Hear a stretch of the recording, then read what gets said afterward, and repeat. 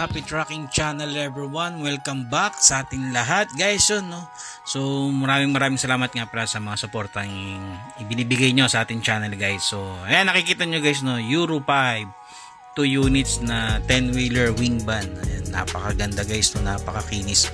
So ipo-pull out na po natin to, ilalabas na po natin to, nakuha to nung July 23 guys, medyo matagal-tagal na rin dahil financing. So guys, dito sa video na to, ipapakita ko sa inyo guys, dito kasi guys, kailangan i-double check nila yung unit dahil nga as is lang po nila naibili to. So dito sa mga driver din, nakita nila na kulang pa yung engine oil. So kailangan nilang i-road test din. So sa mga bibili, kailangan i-road test nyo yung mga truck nyo guys, hanggat maaari, kahit ilang beses nyo i-road test yan, walang problema. Do-double check nyo din kagaya nila, sobra-sobra ang kanilang pagdo-double check talaga.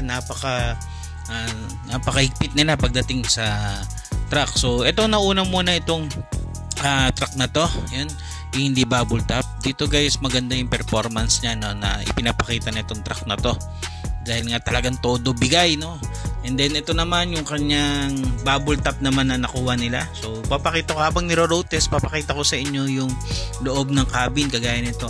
Sa bubble top guys, makikita nyo mas maluwag, at kahit as is lang po ito, wala pong pinabago dito sa loob. Kaya kung makikita nyo, original pa yung kanyang mga cover, kahit yung upholstery sa floor, yan, hindi. Manual transmission siya guys, pero may mga control na siya sa mga manubela. Yan. Ito medyo 800,000 plus na rin nung original Odo nito.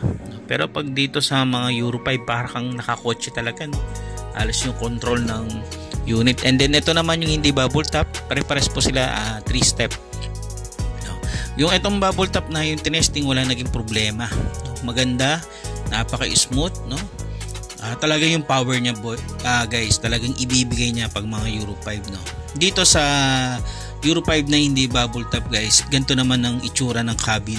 Ayan, manual transmission. Ayan, kung mapapansin nyo, nakatanggal yung sa may cambio dahil nga guys, meron siyang issue, napakatigas si cambio, hirap hanapin ng neutral. Kaya nangyayari dyan guys, pinaayos nila, hindi nila nilabas yung unit hanggat hindi komportable ang driver, Kaya kung kayo din magpo-pull out guys, make sure nyo yung unit nyo is everything is good, kahit as is lang po yan, as is condition lang po nila binili to, walang pintura.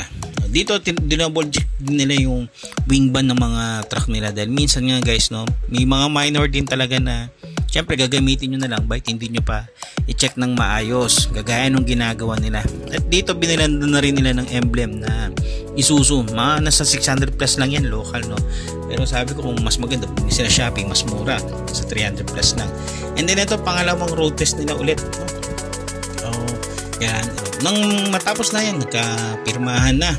So finally, guys, so okay na lahat dito, okay na rin ang mga papers, okay na rin yung condition.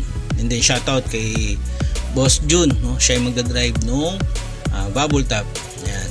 Ito naman sa isa nilang driver na yun ang magdadala nung silver. Yan, Boss June, ingat po kayo. Shoutout na kay Boss Joseph. Yan. Tapos dito, dahil nga good na, so syempre picture yan. So nga pala guys, magandang kinokontak nyo pala dito guys si Mr. Usman. Yan. Si Mr. Usman kasi guys, siya yung uncle. Hindi po yan, si Taha po yan. Maganda si Mr. Usman ang kumakusap nyo para mas mababa. Dahil siya po yung uncle, siya yung pamangkin ng mismong may-ari nitong pinagkuhanan natin ng unit. Dito guys, kulang AdBlue kaya naglagay sila. Nga pala guys, assist lang din kasi kung hindi naman kailangan ipa-remap, hindi naman no need na ipina-remap. Ayan, so sa part na to guys, yan ilalabas na natin ng unit dahil okay na lahat, okay na mga dokumento, smooth na rin ang takbo. So tatakbo po pala ito ng Mindanao. Yan, kaya shoutout sa mga taga Mindanao dyan, at mga tropang driver yun guys, sila Dave.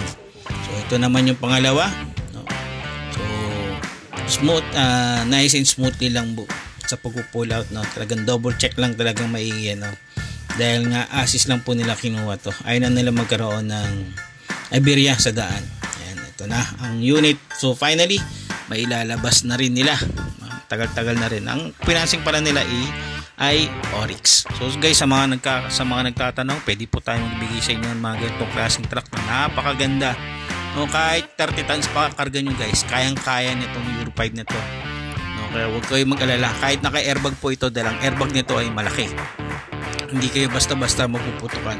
So dito guys, maraming salamat. Finally, fill up na ng diesel. Happy trucking channel everyone. Thank you. Bye-bye and God bless.